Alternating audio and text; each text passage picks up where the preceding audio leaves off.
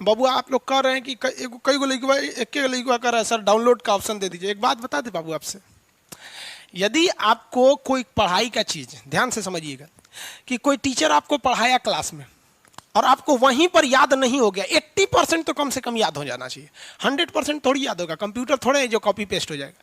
लेकिन 70 से 80% अगर आपको क्लास में नहीं याद होता है और आपके मन में ये भावना होती कि सर लिखवा देते या फिर हम कहीं और ले देते, तो फिर समझिए बाबू इस साल आपका रिजल्ट बहुत मुश्किल है। क्यों?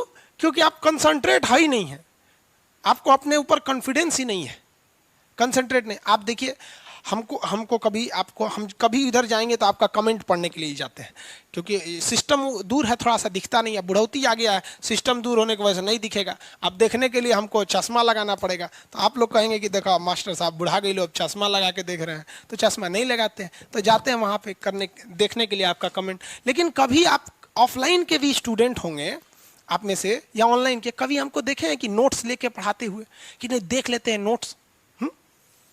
कभी नहीं। आप हमको दिन 24 घंटा भी पढ़ाना रहेगा, कभी नोट्स देख के नहीं पढ़ाए।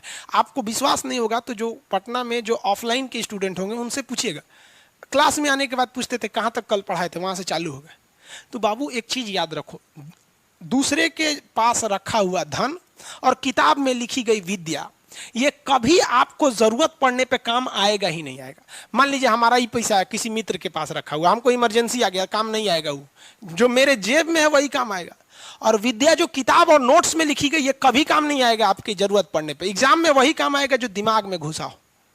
तो आप कोशिश कीजिए ना यहाँ 100% एक ही बार एब्जॉर्ब करने के। कौन सा बड़ा चीज है यहाँ पर, बस इतना याद रखिए आपकी कमर की हड्डी एकदम सीधी होनी चाहिए और दिल में एक जुनून होना चाहिए कि नहीं हमको ये अभी सीख लेना है, अभी सीख लेना है। एकदम दिल में उमंग रहना चाहिए, नहीं ये अभी एकदम, मतलब एकदम आप फुल फोकस रखिए कि हम ये दोबारा तब तक नहीं पढ़ेंगे जब तक है जान। और ऐसे खोजते रहेंगे तो हमारा क्या काम। फिर मेरा अगला बैच में फिर 1.5-2 लाख लड़का एडमिशन लेगा, फिर पढ़ाएंगे, सबको समझाते हैं, लेकिन जो समझ गया उनका रिजल्ट हो जाता है। नहीं तो आप देख लीजिएगा, अगर आपको 70 से 80% क्लास में नहीं याद होता है, मतलब इंटरेस्ट लेके नहीं पढ़ रहे। चलिए टॉपिक पे आते हैं। अब आप बताइए समसूत्री क्षतिपूर्ति किससे होती है? समसूत्री विभाजन से। हाथ पे टूट गया समसूत्री, अगर समसूत्री फटाफट होगा बड़ी जल्दी क्षतिपूर्ति हो जाएगा। चूहा का पूंछ, छिपकली का पूंछ, गेंडा का शरीर, ये सब। और अगर क्षतिपूर्ति नहीं होगा तो टूटल का टूटले रह जाता है वहां पर।